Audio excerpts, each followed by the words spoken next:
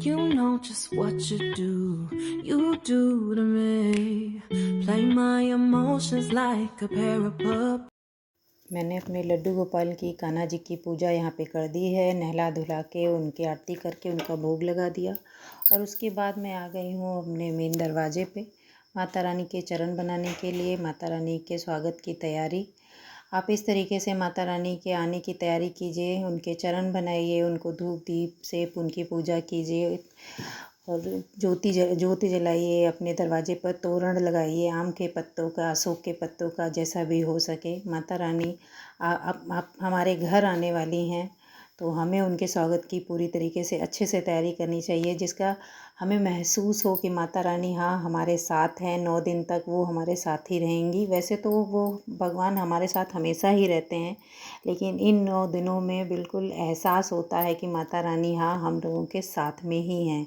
तो हमें अपने बहुत अच्छे से पूजा कर पाठ करना चाहिए, पूरी उत्साह से उनके आगमन की तैयारी करनी चाहिए, जिससे हमें एहसास हो कि माता रानी हम लोगों के साथ ही हैं।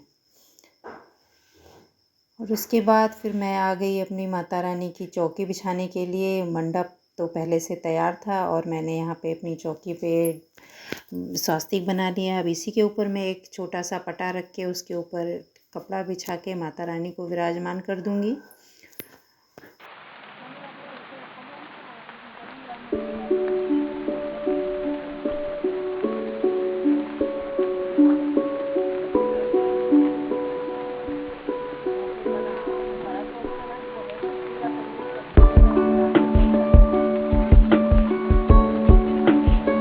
और उसके बाद में मैंने ये अष्टदल कमल बनाए हैं। मैंने 2 बनाए हैं, एक कलश के नीचे रखने के लिए, एक दीपक के नीचे रखने के लिए। तो सर्वप्रथम हमको दीपक प्रज्वलित करना है, तो मैंने उसी को प्रज्वलित कर लिया है और उसकी अच्छे से धूप दीप से पूजा कर दी है, सिंदूर लगा दिया है, उसकी धूप लगा के आरती कर दी है और अच्छा चढ़ा दिए, फूल चढ़ा दिए हैं और आवाहन कर रही हूँ माता रानी का। माता रानी आइए और हमारी पूजा में विराजमान होइए, हमारी पूजा बिना किसी विघ्न बाधा के संपन्न हो जाए। और इसके बाद में अब मुझको बोनी है अपनी खेतरी, यानी कि जौ बोने हैं। तो मैंने रात में जौ भिगो के रख दिए थे, पूरी रात भीगे हैं जौ। अब मैं पानी से निकाल के अब इनको बो लूँगी। तो थोड़े से पहले मैंने मिट्टी बिछा दी, उसके ऊपर जौ, अब इसके ऊपर थोड़ी और मिट्टी लगा दूँगी।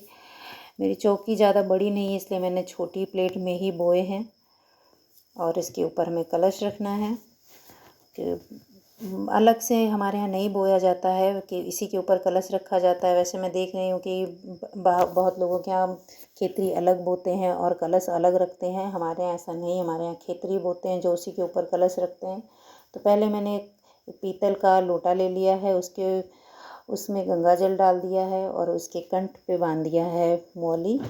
और अब उसके अंदर हमको डालना है कुछ सामान। पान का पत्ता होना चाहिए था, तो मेरे पास पान का पत्ता नहीं था, तो मैंने ले लिया आम का पत्ता।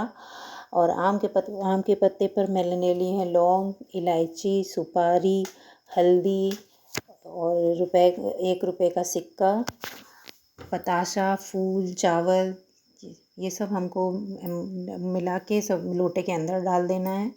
और उसके ऊपर जो है एक चावल की कटोरी रख देना, उसमें आम के पत्ते डालने हैं और हमको जल उसके कंठ तक पूरा भर देना है। और उसके बाद में एक चावल की कटोरी लेकर उसके ऊपर हम नारियल को स्थापित कर देंगे।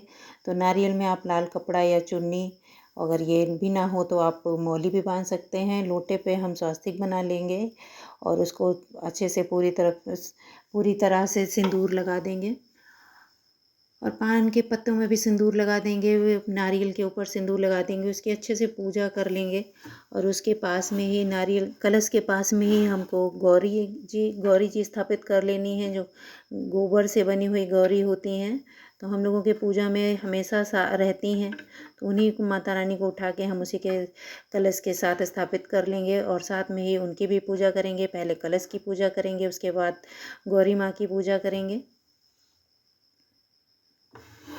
और अब मैंने माता रानी को स्थापित कर दिया है और मेरे पास एक छोटी सी पीतल की मूर्ति है माता रानी की, बहुत छोटी सी। तो मैं उसको स्नान करा के उनको वस्त्र धारण करा दूँगी और उनको भी साथ में ही उसी पटे पे बैठा लूँगी। और फिर हमारी नॉर्मल पूजा शुरू करेंगे। वही जो फूल, अक्षत, माला, वस्त्र, सुहाग का सामान ये सब मैं अर्पित करूँगी।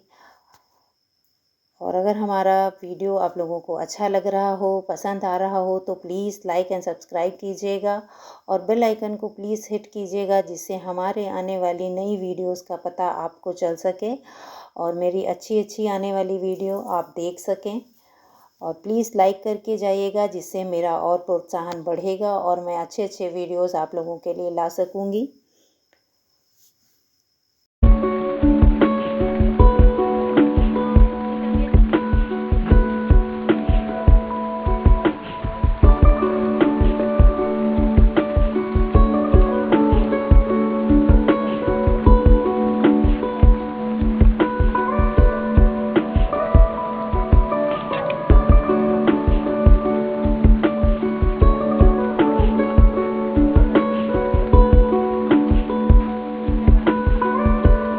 सुहा का सामान उनको अर्पित कर दिया है और अब मैं कर लूँगी अग्यारी, यानी कि छोटा सा हवन।